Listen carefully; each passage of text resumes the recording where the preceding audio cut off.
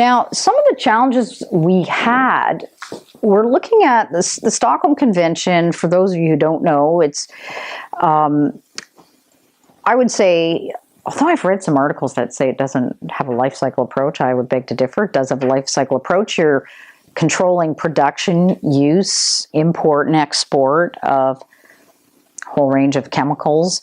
The first 12 we call legacy chemicals. There's only a couple of those that are still in play, DDT and PCBs, but the others are really not in commerce anymore. But now the treaty is starting to address chemicals that are in commerce, and so these chemicals in commerce are a lot harder to address under the convention.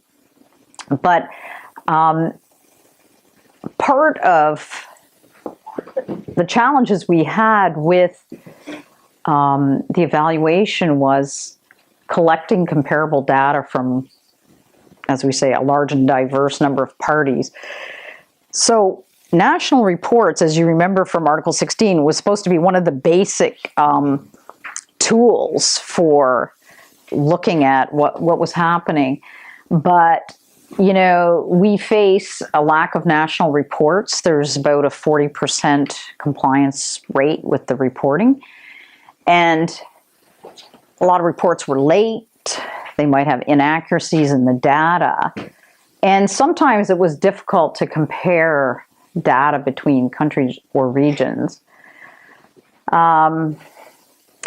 You know, and the other thing, and again, for our simulation, some of you will be in a group looking at national reporting, and you're going to see in there, some of the questions say supplemental information, and you might wonder why it says supplemental information. So reporting forms, and it's really funny because when we negotiated at the reporting format for Minamata, you know, governments were trying to stick to the precise obligations in the treaty and say, well, we just have to report on what we're implementing. Like we're not reporting on all these other things because, you know, we're only implementing laws to implement this treaty. Therefore, we are only going to have data on what we have implemented. We're not going to have all this extra stuff.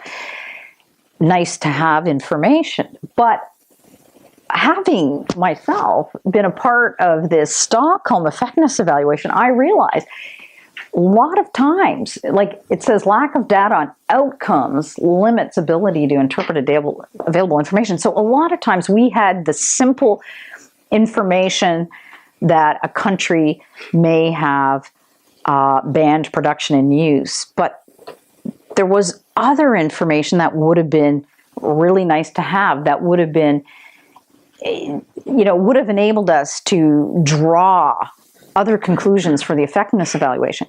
So now I'm thinking for the Minamata reporting format, which is going to be finalized at COP1, we hope, this supplemental information on there, that is the reason for it. So when you're in your group negotiating that, that's the reason for that.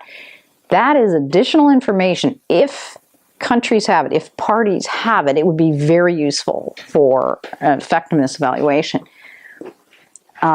So it's information that's not strictly speaking required as part of your implementation, but it would be really useful to a committee to know when you're trying to measure outcomes. The absence of a compliance mechanism, I mean, for anybody who works on Stockholm, it's not a surprise. We don't have a compliance mechanism.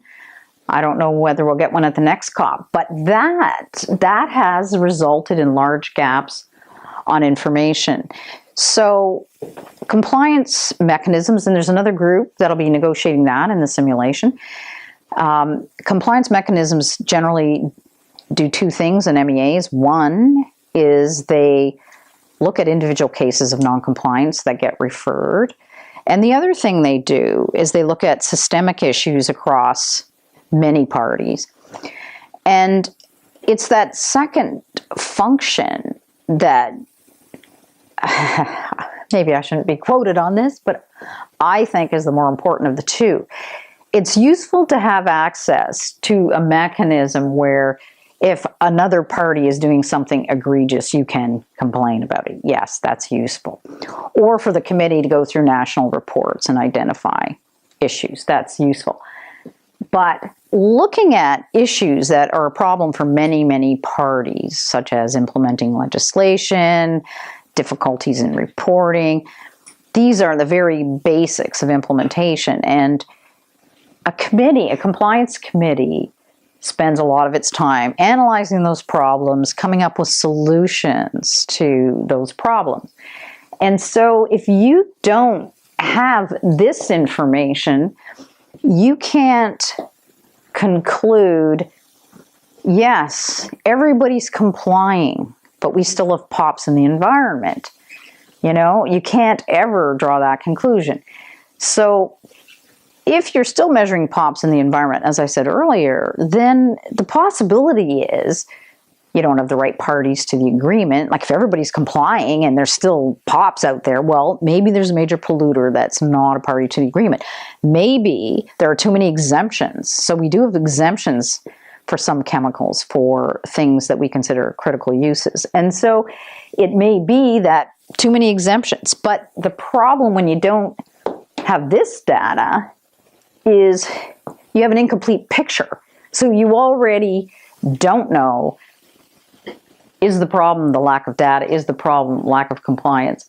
Is the problem something beyond that?